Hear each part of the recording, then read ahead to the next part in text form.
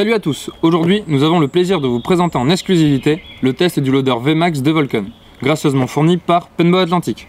Il est packagé à l'identique du Rotor et l'on trouve à l'intérieur le mode d'emploi, en anglais évidemment, la garantie et bien sûr le VMAX. C'est un loader orienté camo et non fluo. Les coloris sont affiliés aux tenues que Vulcan propose. Nous avons la version Tiger Stripe, mais il existe aussi le Woodland, l'AQ, le Marpat, le VCAM et le noir. Au premier coup d'œil, les similitudes avec le Rotor sont flagrantes. Comme à son habitude, Vulcan copie les recettes qui fonctionnent, comme il l'avait fait pour le BT4 pour sortir leur SW1. Le démontage se fait sans outil, sauf pour le système de pile où il faut utiliser un petit tournevis cruciforme.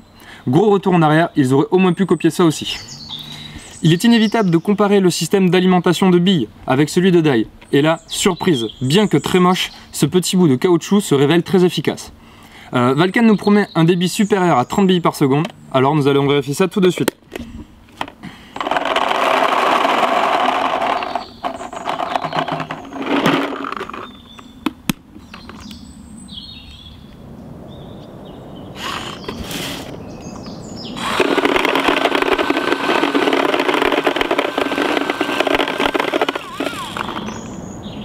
Comme Vulcan nous l'avait promis, il tient les 30 billes par seconde.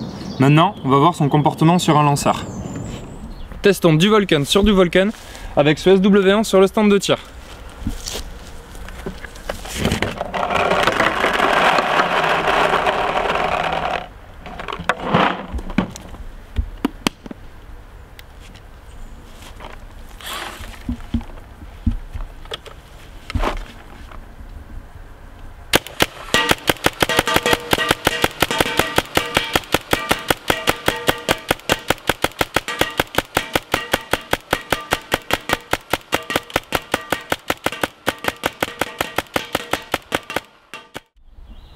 Maintenant, on va voir ce qu'il vaut sur un mini capé à 13 billes secondes.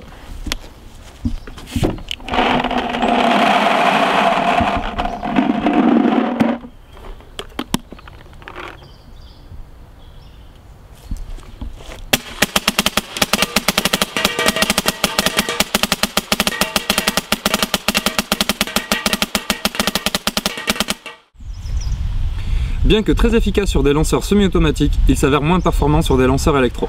Avec ses publicités, Vulcan s'adresse aux joueurs fluo et c'est là qu'il commet sa principale erreur. Comme nous l'avions dit précédemment, il conviendra mieux aux joueurs camo. Nous conseillerons donc aux joueurs de paintball sportif de s'orienter vers un rotor qui est non seulement plus efficace, mais déjà décliné dans des coloris adaptés aux lanceurs fluo. A nos yeux, le principal atout par rapport à la Rolls de die reste son prix.